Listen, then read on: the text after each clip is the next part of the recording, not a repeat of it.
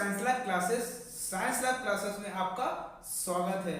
जैसे कि आप जानते हैं कि आपकी कल क्लास में मैंने कोऑर्डिनेशन कंपाउंड को स्टार्ट किया था, एक नया चैप्टर स्टार्ट किया था। आपने उस चैप्टर को उस जो पढ़ाया था मैंने उसको आपने अच्छे से क्या कर लिया होगा, पढ़ लिया होगा और आपको समझ में भी आ गया होगा। तो हम लोगों ने नेक्स्ट चैप्टर में पढ़ा था, कल जो पढ़ा था हम लोगों ने पढ़ा लिगेंड के बारे में पढ़ा था। किसके बारे में पढ़ा था? लिगेंड के बारे में। लिगेंड के टाइप्स पढ़े थे, सॉरी लिगेंड का क्लासिफिकेशन पढ़ा था। क्या पढ़ा था? क्लासिफिकेशन। और आज हम लोग को पढ़ना है वेरी मोस्ट इंपॉर्टेंट टॉपिक पढ़ना है। अगर ये टॉपिक समझ में आ गया तो आपको आयुर्वेद बिल्कुल खत्म, समझो हलवा लगेगी बिल्कुल।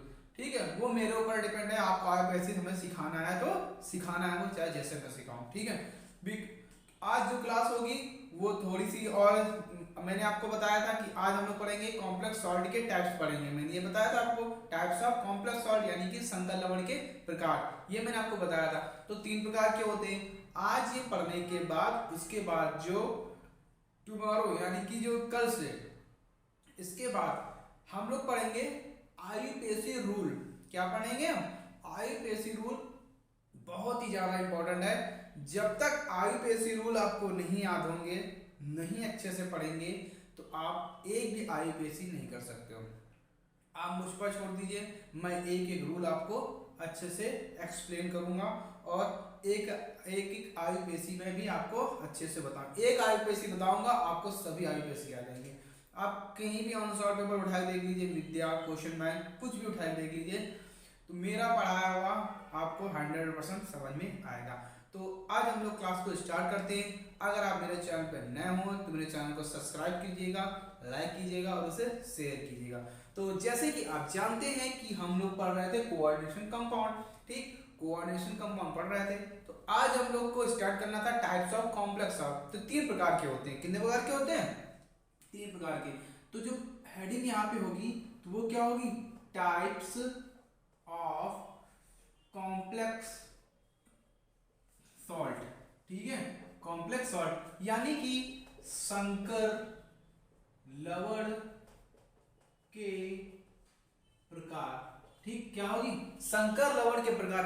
अब हम यहाँ पे मालूम होना चाहिए, जो संकर लवण होता है वो 3 प्रकार का होता है। एक होता है धनायनिक संकर लवण, एक होता है ऋणायनिक संकर लवण, एक होता है मिक्स होता है धनायनिक एंड ऋणायनिक संकर लवण, एक होता है कैटायनिक कॉम्प्लेक्स सॉल्ट। ठीक है, anionic complex salt, cationic and anionic complex salt. तो 3 टाइप्स के होते हैं। ये जो आज मैं पढ़ाऊंगा इनसे हमें बहुत ही अच्छी सी हेल्प मिलने वाली, मदद मिलने वाली है। अगर ये 3 टाइप्स के हम लोग सीख गए अच्छे से करना, तो हम लोग को आईयूपीएसी आ जाएगी। क्योंकि हमें पहचान में आना चाहिए कि कौन सा कॉम्प्लेक्स कंपाउंड धनायनिक है, कौन सा ऋणायनिक है। तो ये हमें पता होना चाहिए। जब ये हमें पता होगा तो आईयूपीएसी हम लोग आसानी से सॉल्व कर लेंगे।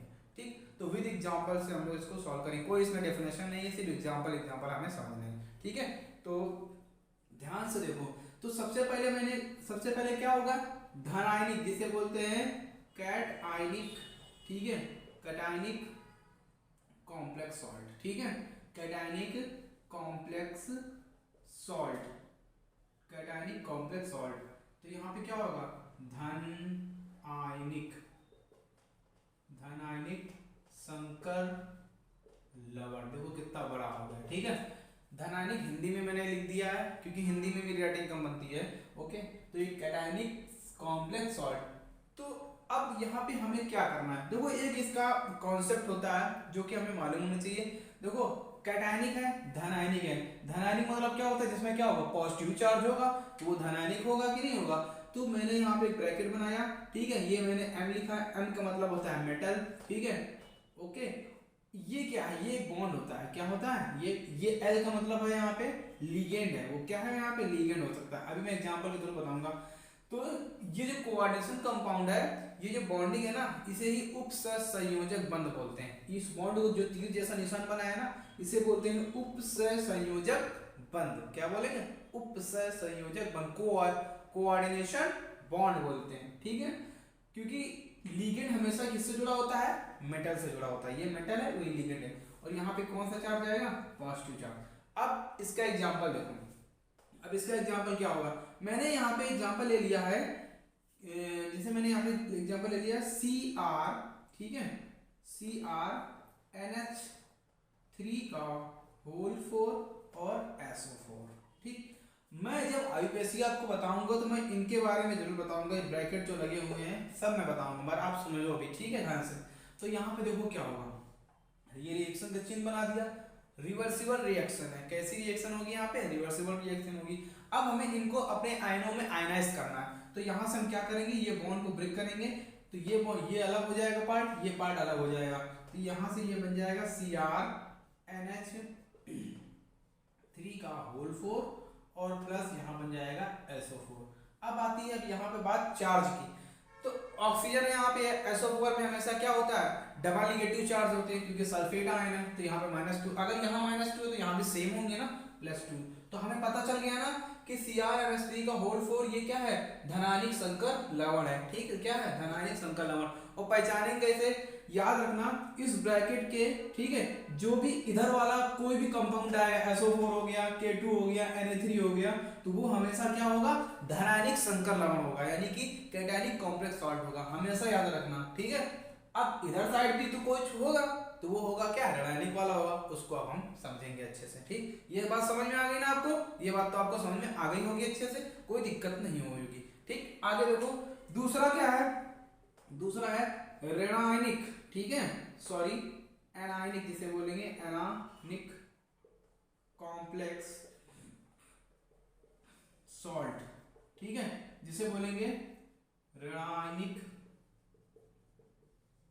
संकर लवण, ठीक, ऋणायनिक संकर लवण।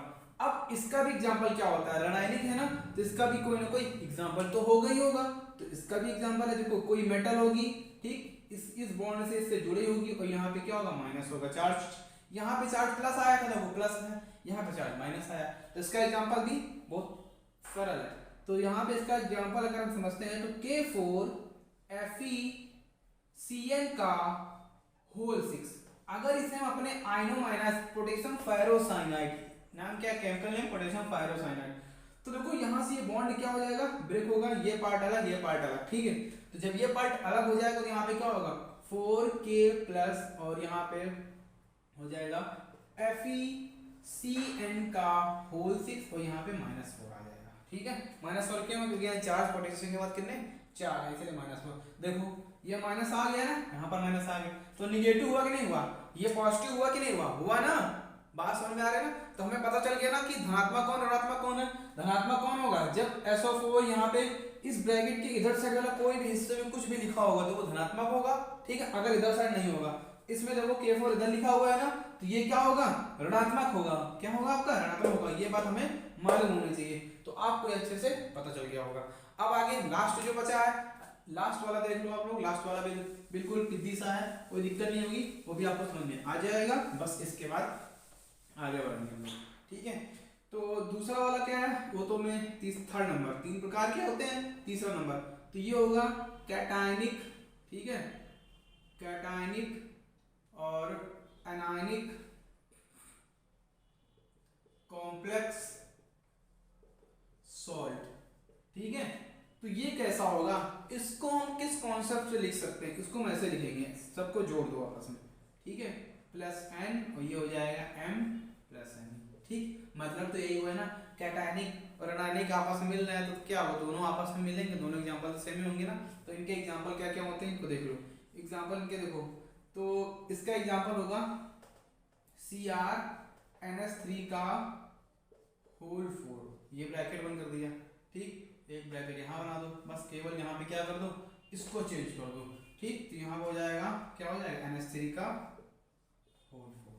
ऐसा हमें कुछ भी दिखेगा आईयूपीएसी बनाते समय, तो एक पहला वाला क्या होगा, धनात्मक होगा, दूसरा वाला ऋणात्मक होगा, इतना हमें याद रखना। जब ऐसा कभी दिखेगा, आईयूपीएसी नाम बताएं, इसका आईयूपीएसी नाम पेपर में आता है, बहुत बार पूछा गया, बहुत इंपॉर्टेंट आईयूपीएसी होता है, ठीक है, ये भी बताएंगे आपको। तो पहला वाला धनात्मक, दूसरा वाला ऋणात्मक, बस इतना याद रखना, ठीक। तो 3 प्रकार के थे, 3 प्रकार के हो गए, मैंने आपको अच्छे से बता दिया।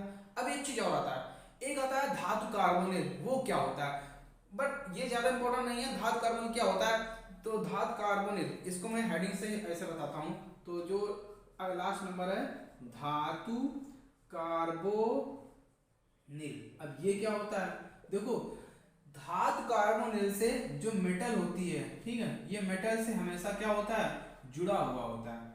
ठीक, ये सीओ लिगेंड है। कौन सा लिगेंड है, सीओ लिगेंड, कार्बोनिल लिगेंड है। ये मेटल से हमेशा जुड़ा होता है और इसमें धातु की, मेटल की ऑक्सीडेशन नंबर क्या होती है, 0 होती है। आप लोगों ने 11th में फर्स्ट ईयर में पढ़ा होगा ऑक्सीडेशन नंबर निकालना, रेडॉक्स अपक्रिया में पढ़ा होगा, रेडॉक्स रिएक्शन में। तो वो भी आपको भी यहाँ पे जरूरत पड़ेगी आईयूपीएसी बनाते समय, तो वो भी आपको हम बता देंगे, सिंपल वे में एक ही बार में समझ में आ जाएगा। तो यहाँ पे क्या होती है, 0 होती है। और इसका एक जनरल फॉर्मूला भी होता है, क्या होता है, जनरल फॉर्मूला होता है। तो इसका जनरल फॉर्मूला होता है M यानी मेटल, ठीक है, CO यानी कि ये वाला लिगेंड, और यहाँ पे X यानी कि नंबर ऑफ CO, कितने यहाँ पे भी CO हो सकते हैं, ठीक है। तो इसका जनरल फॉर्मूला होता है, क्या होता है, ये फॉर्मूला होता है। इसके अगर एग्जांपल की बात करें तो बहुत एग्जांपल है। तो यहाँ पे एग्जांपल आ जाता है FeCO का होल 6, ठीक है, ये CrCO का होल 6। अब पूछा है ऑक्सीडेशन नंबर 0, ऑक्सीडेशन नंबर 0, बस खत्म का। आ गई ना बात समझ में, ठीक है, कोई दिक्कत नहीं होगी। ये सब आपको मैंने बता दिया। वीडियो के एक बार क्या करना, पीछे एक बार प्ले करके एक बार और देख लेना, आपको और अच्छे से समझ में आ जाएगा। अब हम लोग कल से पढ़ेंगे आईयूपीएसी रूल पढ़ेंगे, कोऑर्डिनेशन कंपाउंड के, बहुत इंपॉर्टेंट है। एक भी क्लास मिस ना करना, आपको आईयूपीएसी वरना समझ में नहीं आएगी, ठीक है। तो आपको वीडियो कैसा लगा कमेंट करके जरूर बताइएगा, और मेरे चैनल पे अगर नए हो मेरे चैनल को सब्सक्राइब एंड लाइक कीजिएगा और उसे शेयर भी कीजिएगा। बस एक ही चीज़ मांगते हैं कि अगर आप चैनल पे मेरे नए हो तो बस चैनल को सब्सक्राइब कीजिएगा, और कुछ नहीं चाहिए, बस आपका सपोर्ट चाहिए। तो आज के लिए मैं यही रखता हूँ। वीडियो पसंद आया हो तो चैनल को सब्सक्राइब जरूर कीजिएगा और कमेंट करके जरूर बताइएगा। तो आज के लिए जय हिंद, जय भारत।